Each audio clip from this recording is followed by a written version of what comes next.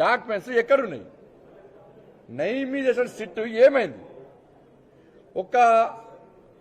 అది ఆ నయీము సంబంధించిన కేసును మీరు తవ్వితే చాలా మంది చాలా పార్టీల నాయకుల బండారం అంతా బయటపడుతుంది. బీఆర్ఎస్ పార్టీ వాళ్ళు ఎక్కువ ఉన్నారు దానిలో, వాళ్ళు వస్తాం ముందు దానిలో. కాంగ్రెస్ పార్టీ నాయకులు కూడా దీనిలో ఉన్నారు. కానీ చాలా మందికి నయీం కేసు అంటే భయపడతారు, చాలా బాధ అనిపిస్తుంది వాళ్ళకి.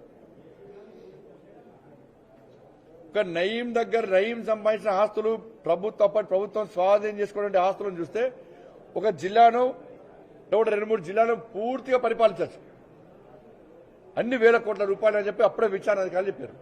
కాబట్టి ఈ 5 విషయాలలో ప్రభుత్వము ముందుకు వస్తే ప్రజలు మిమ్మల్ని విశ్వసిస్తారు. మళ్ళా మీరు కాళేశ్వరం పేరుతోనో ఇంకో పేరుతోనో మీరు కాళేశ్వరం మీద విశ్వాసం ఎక్కడిది మీకు? కాంగ్రెస్ పార్టీకి అధికారంలో లేనప్పుడు సిబిఐకి ఇవ్వాలని మీరే అన్నారు. అధికారంలోకి వచ్చాక సిబిఐకి ఇస్తే మేము విచారణ చేస్తామంటే మీరే ముందుకు వస్తలేరు. సిట్టింగ్ చేస్తూ విచారణ ఇప్పటికే 100,000 కేసులు పెండింగ్ ఉన్నాయి. వాళ్ళే చచ్చిపోతున్నారు. ఉన్న కేసులను విచారణ చేయలేక వాళ్ళు ఇబ్బంది పడుతున్నారు. మళ్ళీ ఈ కేసు ఇస్తే ఎప్పుడు విచారణ జరుగుతుంది? అంటే సిబిఐకి ఇవ్వడానికి అభ్యంతరాలు ఏంది?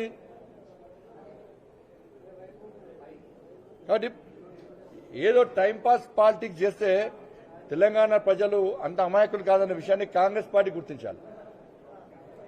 ఇలా కిషన్ రెడ్డి గారు సిబిఐ అనగానే గొర్రెల మంద దాడి చేసేది, గుంటనక్కలు గొర్రెల దాడి చేసినట్టు దాడి చేస్తున్నారు, మంద దాడి చేసినట్టు దాడి చేస్తున్నారు. మీరు సిబిఐ విచారణకు సిద్ధమా కాదా? సిద్ధం కాదు చెప్పండి. మేము సిబిఐ విచారణకు సిద్ధం కాదు. మేము దానిలో ఉన్నటువంటి లొసుగులు బయట రావడానికి మాకు ఇష్టం లేదు. దానిలో జరిగిన అక్రమాలు బయట తీసుకోవడం మాకు ఇష్టం లేదు. కాంగ్రెస్ పార్టీ చెప్పండి. అది చెప్పరా, ఇది చెప్పరా? సిబిఐ విచారణకు కిషన్ గారు డిమాండ్ చేస్తే తప్పుడు విమర్శలు చేసి మళ్ళీ డైవర్ట్ చేసే ప్రయత్నం చేస్తారా? కాబట్టి ఈ విషయంలో ప్రజలు చాలా జాగ్రత్తగా ఉన్నారు, ఆలోచిస్తున్నారు. తెలంగాణ రాష్ట్రం అభివృద్ధి జరగాలంటే, ఈ అప్పుల పాలన తెలంగాణ రాష్ట్రాన్ని కాపాడబడాలంటే, సంక్షేమ